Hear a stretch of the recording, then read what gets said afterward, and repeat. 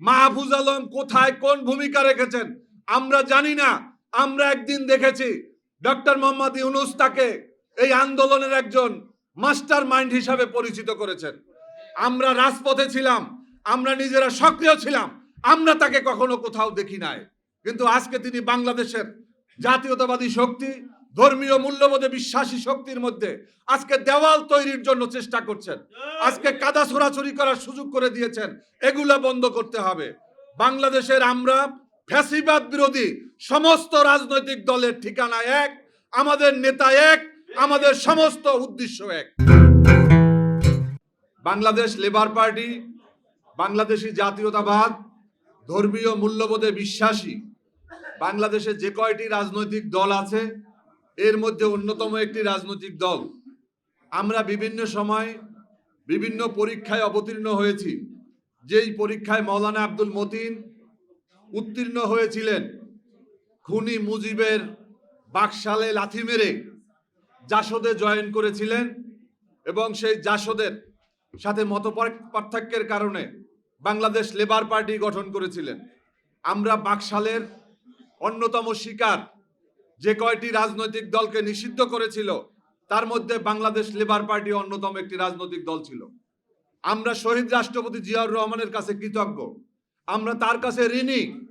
এজন্য আমরা শহীদ রাষ্ট্রপতি জিয়াউর রহমানকে আমরা মাথার উপরে রেখেছি, আমাদের মাথার তাজ হিসাবে তাকে রেখেছি। আমরা মনে করি শহীদ রাষ্ট্রপতি জিয়াউর রহমান বাংলাদেশে বহুদলীয় রাজনীতির প্রবর্তন না করলে আজকে আমাদের এখানে যারা উপস্থিত আমাদের সবার বাকশালের সদস্য হওয়া ছাড়া কোনো গত্যন্তর ছিল না। বাংলাদেশ লেবার পার্টি মাওলানা মতিন আজীবন আজন্ম আমরণ এই বাংলাদেশ জাতীয়তাবাদী দলের সাথে শহীদ রাষ্ট্রপতি জিয়াউর রহমানের পাশে ছিলেন। আমরা 2007 সাল থেকে আমরা 18 দলীয় জোটের আগে সমমনা দল, 18 দলীয় জোট, 19 দলীয় জোট, 20 দলীয় জোট, যুগপৎ আন্দোলন, এর মধ্যে আন্দোলন সংগ্রামে অনেকে টাকায় গরুর মতো ছাগলের মতো বিক্রি হয়েছে। বাংলাদেশ লেবার পার্টি গরু ছাগলের বাজারে বিক্রি হয় নাই। আমরা বিগত আন্দোলন সংগ্রামে আপনারা দেখেছেন 5 তারিখের জুলাইয়ে যে আন্দোলন হয়েছে, সেই জুলাই আমাদের মহানগরের নেতা আউয়াল মিয়া আমাদের এরকম মিছিল মিটিং এ সরব ছিলেন, তিনি শাহাদত বরণ করেছেন। আমাদের ছাত্র মিশনের নেতা নাইম হাওলাদার শাহাদত বরণ করেছেন। আমরা তারপরে এখন পর্যন্ত এই বিএনপি, বেগম খালেদা জিয়া, তারেক রহমান, নজরুল ইসলাম খান, আমরা তাদের পাশে আছি এবং আমরা পাশে থাকব যতক্ষণ পর্যন্ত এদেশের মানুষের অধিকার প্রতিষ্ঠা না হবে। আপনারা যারা এসেছেন, অনেক কষ্ট করে এসেছেন, আপনাদের সবাইকে ধন্যবাদ। আমি শুধু অন্তর্বর্তীকালীন সরকারের উদ্দেশ্যে একটা কথা বলতে চাই। আজকে তাদের একজন উপদেষ্টা তিনি যেভাবে আওয়ামী লীগের ক্রিয়ানক হিসাবে ভূমিকা পালন করেছেন, এগুলা বন্ধ করতে হবে। মাহফুজ আলম কোথায় কোন ভূমিকা রেখেছেন আমরা জানি না। আমরা একদিন দেখেছি ডক্টর মোহাম্মদ ইউনূস তাকে এই আন্দোলনের একজন মাস্টার মাইন্ড হিসাবে পরিচিত করেছেন। আমরা রাজপথে ছিলাম, আমরা নিজেরা সক্রিয় ছিলাম, আমরা তাকে কখনো কোথাও দেখি নাই। কিন্তু আজকে তিনি বাংলাদেশের জাতীয়তাবাদী শক্তি, ধর্মীয় মূল্যবোধে বিশ্বাসী শক্তির মধ্যে আজকে দেওয়াল তৈরির জন্য চেষ্টা করছেন। আজকে কাদা ছোড়াছুরি করার সুযোগ করে দিয়েছেন। এগুলা বন্ধ করতে হবে। বাংলাদেশের আমরা ফ্যাসিবাদ বিরোধী সমস্ত রাজনৈতিক দলের ঠিকানা এক, আমাদের নেতা এক, আমাদের সমস্ত উদ্দেশ্য এক। আমরা এই জিয়া পরিবারের সমস্ত এই নিশ্চিহ্ন করে দেওয়ার জন্য বেগম খালেদা জিয়াকে বাড়ি ছাড়া করেছে, ক্ষমতা ছাড়া করেছে, তাকে সন্তান হারা করেছে, তাকে দেশ ছাড়া করার জন্য চেষ্টা করেছিল, করতে পারে নাই। আজকে আমরা বাংলাদেশে যখন একটা নির্বাচনের জন্য সমস্ত মানুষ অপেক্ষা করছে, আমরা দেখেছেন এখানে আপনারা দেখেছেন যে আমাদের এই যে 31 দফা, এটাই লেবার পার্টিও এটার অংশীদার। এটা শুধুমাত্র বিএনপির নয়, এদেশের সমস্ত গণতন্ত্রকামী রাজনৈতিক দলগুলোর এই সনদ হচ্ছে 31 দফা। আমরা চাই দেশনেত্রী বেগম খালেদা জিয়া, তারেক রহমানের নেতৃত্বে আমরা এই 31 দফা বাংলাদেশে বাস্তবায়ন করব ইনশাআল্লাহ। আমরা একটা নির্বাচন চাই, আমরা সুষ্ঠু এবং গ্রহণযোগ্য একটা নির্বাচন চাই। আমরা বাংলাদেশ লেবার পার্টি আগামী 30 জুন আমরা লেবার পার্টির মহানগর কাউন্সিল এবং 22 অক্টোবর কেন্দ্রীয় কাউন্সিলের কর্মসূচি ঘোষণা করেছি। লেবার পার্টিকে সুসংগঠিত করে আমরা আগামী দিনে আন্দোলন সংগ্রামে বিএনপি নেত্রী বেগম খালেদা জিয়া এবং ভারপ্রাপ্ত চেয়ারম্যানের নেতৃত্বে আমরা ঐক্য অটুট রেখে সামনে এগিয়ে যেতে চাই। আপনারা সবাই আমাদের সাথে থাকবেন। আপনাদের সবাইকে ধন্যবাদ। আল্লাহ হাফেজ। বাংলাদেশ জিন্দাবাদ। বাংলাদেশ লেবার পার্টি জিন্দাবাদ। ইন্টারিম গভর্নমেন্ট যখন সংবিধান সংস্কারের জন্য একটা কমিশন গঠন করেছেন, তখন আমরা গভর্নমেন্টের কাছে আমাদের একটা প্রস্তাবনা, তৌহিদ ভিত্তিক রাষ্ট্র পরিচালনা, রাষ্ট্র ব্যবস্থার একটা বই আমরা দিয়েছি। এটা আমরা আপনাদের সবাইকে দিব। আমরা সরকারকে বলেছি যে এই ইস্ট বেঙ্গল, এই পশ্চিম বাংলার ইতিহাস একটা দীর্ঘ লড়াইয়ের ইতিহাস, একটা সংগ্রামের ইতিহাস, একটা সংগ্রামের ইতিহাস। আমরা জানি যে সুলতানি আমলের আদলে এবার আমাদের সরকার ঈদ করেছেন। সুলতানি আমলের সর্বশেষ স্বাধীন যে সুলতান ছিলেন, সুলতান দাউদ খান কেরানি, যার নামকরণে দাউদ কান্দি যেটা আমরা জানি, তিনি মোগল সম্রাটের বৈশ্যত্ব, ডমিনেন্স একসেপ্ট না করার কারণে ওনাকে রাজমহলের যুদ্ধে জীবন দিতে হয়েছিল এবং সেই যুদ্ধে তিনি তার জীবন হারান এবং তার মস্তক সম্রাট আকবরের দরবারে নিয়ে যাওয়া হয়। আমি এই কারণে বলছি, কারণ এই ইতিহাস কিন্তু আমাদের একটা অনেক পুরনো জায়গা থেকে আমাদের এই হিস্ট্রিটা টেনে আনতে হচ্ছে। তো আমরা যেটা দেখলাম সেটা হচ্ছে যে ইসলামের হিস্ট্রি, ইসলামের ঐতিহ্য, ইসলামের কালচার, ইসলামের শিক্ষা, এটা নিয়ে সবসময় একটা লড়াই কিন্তু আমাদের করতে হয়েছে। হিন্দুত্বাধিপত্যবাদের ব্যাপারে যখন হয়েছে তখনও দেখেছি আমরা। তারপর যখন আমরা ব্রিটিশদের আন্ডারে আসলাম, ব্রিটিশদের একটা এডুকেশন সিস্টেম, তাদের মন গড়া কিছু বিধিবিধান, তাদের চিন্তাধারা, তাদের যে একটা অ্যাগ্রেশন, এই অ্যাগ্রেশনের কারণে আমাদের কিন্তু এই মুসলমানদের ঐতিহ্য, তাদের কৃষ্টি, তাদের কালচার সব কিছু কিন্তু তখন একটা হুমকির মুখে পড়ে যায়। এবং সেই ব্রিটিশদের দেওয়া অনেক বিধিবিধান কিন্তু আমরা আমাদের জীবনে কিন্তু অলরেডি প্রয়োগ করেছিও। এবং তার মধ্যে একটা হচ্ছে যে এই রাজনীতি, যে হানাহানির যে একটা রাজনীতি, সেটা কিন্তু আমরা অ্যাডাপ্ট করেছি এবং আজ পর্যন্ত সেটাই আমাদের চলছে। যাই হোক, তো এই ইন্টারিম গভর্নমেন্টকে আমরা যখন এই প্রস্তাবনা দিই, তখন আমরা বলেছিলাম যে এই যে গণ অভ্যুত্থানটা হলো, এই যে রিসেন্ট জুলাই 2024 যে গণ অভ্যুত্থান, এখানে ছাত্র জনতা একটা বিশেষ একটা আবেগ নিয়ে, একটা সেন্টিমেন্ট নিয়ে তারা কিন্তু একটা ফ্যাসিস্ট সরকারের বিরুদ্ধে তারা অভ্যুত্থান করেছেন। এবং এই অভ্যুত্থানে অনেক মানুষ কিন্তু কয়েক হাজার মানুষ জীবনও দিয়েছেন। তো মানুষের এই জীবন দেওয়া যেন ম্লান না যায়, মানুষের এই জীবন যেন বৃথা না যায়, এই জন্য আমাদেরকে এখন এমন একটা সিস্টেম প্রণয়ন করতে হবে, এমন একটা জীবন বিধান প্রণয়ন করতে হবে যেটা বাংলাদেশের মানুষকে আগামীতে একটা শান্তির একটা বার্তা দিতে পারে, বাংলাদেশের মানুষকে প্রকৃত অর্থে মুক্তি দিতে পারে, এই বাংলার মাটির মানুষকে যেন তারা যেন সত্যিকার অর্থে স্বাধীনতা অর্জন করতে পারে। কারণ হচ্ছে আমরা জানি, আমরা 90% বা 92% হোয়াটএভার আমরা বলি, আমরা ধ্যানে জ্ঞানে আমরা মুসলিম, আমরা আল্লাহকে বিশ্বাস করি, আমরা রসুলকে বিশ্বাস করি, আমরা কোরআনকে বিশ্বাস করি এবং আমরা প্রকৃত অর্থে আমাদের জীবনটাকে সেভাবে পরিচালিত করতে চাই। কিন্তু সেটা কিভাবে পারবো, কোন রাস্তায় হাঁটলে আমরা সেটা পারবো, সেটাই হচ্ছে আমাদের প্রস্তাবনা। আমরা বলেছি যে আমরা দেখেছি যে আপনারা গণতন্ত্রের নামে জীবন ব্যবস্থা প্রণয়ন করেছেন, আপনারা সিস্টেম অফ লাইফ বা কোড অফ লাইফ প্রণয়ন করেছেন, কিন্তু শান্তি আসে নাই। আপনারা সুদভিত্তিক অর্থনৈতিক ব্যবস্থা প্রণয়ন করেছেন, কিন্তু সেখানে জালিয়াতি হয়েছে, সেখানে কিন্তু ইকোনমিক যে একটা স্টেবিলিটি সেটা কিন্তু আসে নাই, মানুষ পূর্ণরূপে অর্থনৈতিক স্বাধীনতা পায় নাই। তো এই কারণগুলোকে আমাদের চিহ্নিত করতে হবে এবং আমাদের যে মেইন কথা সেটা হচ্ছে যে যতই সিস্টেম আপনারা প্রণয়ন করেন, যতই কোড অফ লাইফ আপনারা স্ট্যাবলিশ করার চেষ্টা করেন, আল্লাহর দেওয়া বিধান, তৌহিদ ভিত্তিক জীবন বিধান যদি আমরা প্রণয়ন না করি, আমাদের এখানে মুক্তি আসবে না, আমরা কোনোভাবে এখানে মুক্তি পাবো না। আমরা এই ব্রিটিশদের সিস্টেম, রাজনৈতিক সিস্টেম আমরা প্রণয়ন করেছি, আমরা এখানে তাদের ইকোনমিক সিস্টেম করেছি, বাট কোনোটাই আমাদেরকে সেই নিশ্চিত রূপে শান্তি দিতে পারে নাই, ইকুয়ালিটি দিতে পারেনি, কিছু দিতে পারে নাই। আমাদের এই প্রস্তাবিত রাষ্ট্র ব্যবস্থায় আমরা বলেছি যে এই সুদভিত্তিক অর্থনৈতিক ব্যবস্থার অপোজিটে আল্লাহর দেওয়া আল্লাহর বিধান অনুযায়ী যে ইকোনমিক সিস্টেম আছে সেটার প্রস্তাবনা এখানে দেওয়া আছে। যে রাজনৈতিক পলিটিক্যাল সিস্টেম যেটা চলছে সেইটার অপোজিটে আল্লাহর রসুলের প্রস্তাবিত এবং প্র্যাকটিসড যে রাষ্ট্র পরিচালনার যে সিস্টেম সেটারও আমরা এখানে প্রস্তাবনা দিয়েছি। আমরা দেখতে পাচ্ছি যে নারী নীতি নিয়ে এখানে ব্যাপক কথা হচ্ছে, আলোচনা হচ্ছে, বিপ্লব হচ্ছে, মিছিল হচ্ছে। তো সরকারের পক্ষ থেকে একটা নারী সংস্থার একটা করা হয়েছে সংস্কারের।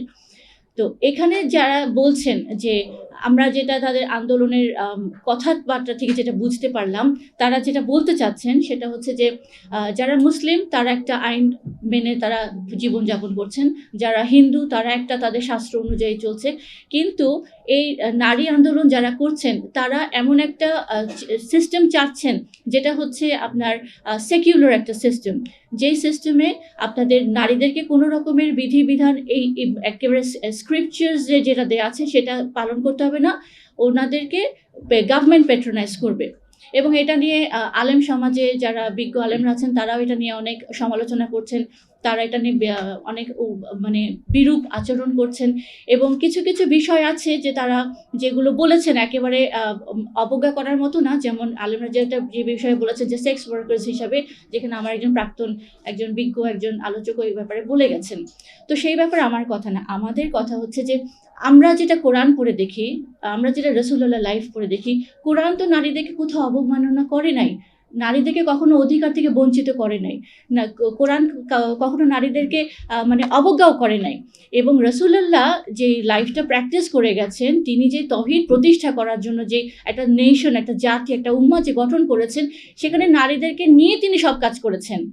নারীদেরকে তিনি পিছনে রেখে বা তাদেরকে কাট অফ করে কিন্তু তিনি এই আন্দোলন করেননি, তিনি এই বিপ্লবও করেননি, তিনি সংগ্রামও করেননি, তিনি জিহাদও করেননি, সব কিছুর মধ্যে নারীরা ছিল।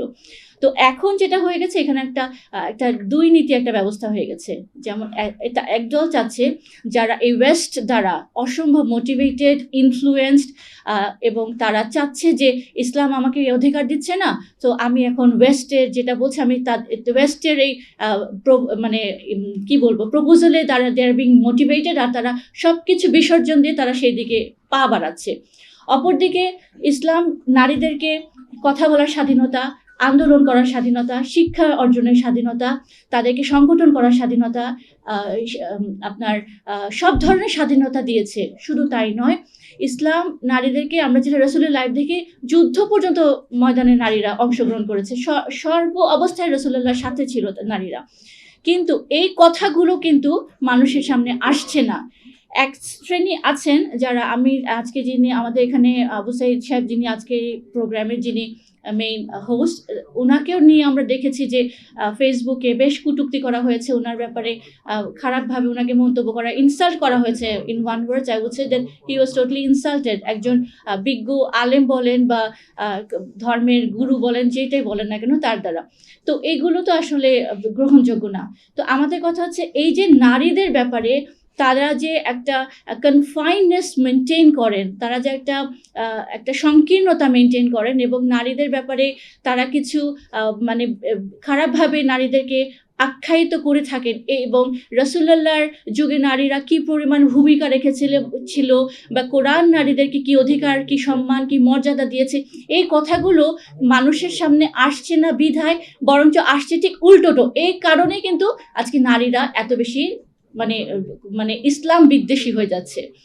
আমরা দেখতে পাচ্ছি যে আজকে 2025-এ এসে ইন্ডিয়ান আর্মির একজন কর্নেল সোফিয়া কুরেশি, যিনি একটা খুব বীরত্বের একটা ভূমিকায় অবতীর্ণ হয়েছেন, এবং ইন্ডিয়ান আর্মি খুব প্রাউডলি ওনাকে করছে, প্রমোট করছে বা গর্বের সাথে ওনার কথা বলছেন। এটা তো 2025-এ, বাট 1500 বছর আগে রাসূল পাক সাল্লাল্লাহু আলাইহি সাল্লামের সময় খাওলা রাদিয়াল্লাহু আনহার কথা কয়জনে জানেন? তিনি তো একটা কমব্যাট ফাইট করেছেন রোমান আর্মির বিরুদ্ধে।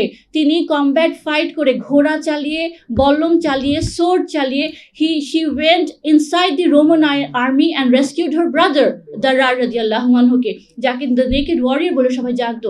তো আজকে আমাদের সেই বীরাঙ্গনা নারীদের কথা তো আমরা জানি না। আমাদেরকে তো সেই ইতিহাস তো আমাদেরকে ভুলে দেওয়া হয়েছে। আমাদেরকে তো সেই ইতিহাসের সেই শাইনিং স্টার্স, সেই আল্লাহর সেই ব্রিলিয়েন্ট যে ওয়ারিয়ার্সগুলো, তাদের কথা তো আমরা জানি না।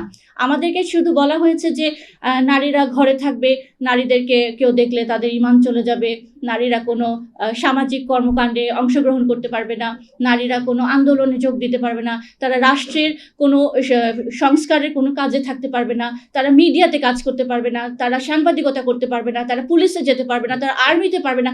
কিন্তু আমি তো দেখি আমার রাসূল তো আর্মির মধ্যে নারীরা ছিলেন এবং কমান্ডার ছিলেন। এবং খাওলা রাদিয়াল্লাহু আনহার কথা যে আমি বলছি, she was no less than a general. তো সেখানে সেই জায়গা থেকে নারীদেরকে যখন আপনি ঘরে টেনে বাক্সবন্দি করবেন, খুব স্বাভাবিক নারীরা বিদ্রোহ করবে, খুবই স্বাভাবিক। কিন্তু এটা হচ্ছে কেন? বিকজ ইসলামের মূল শিক্ষা তাদের সামনে নাই।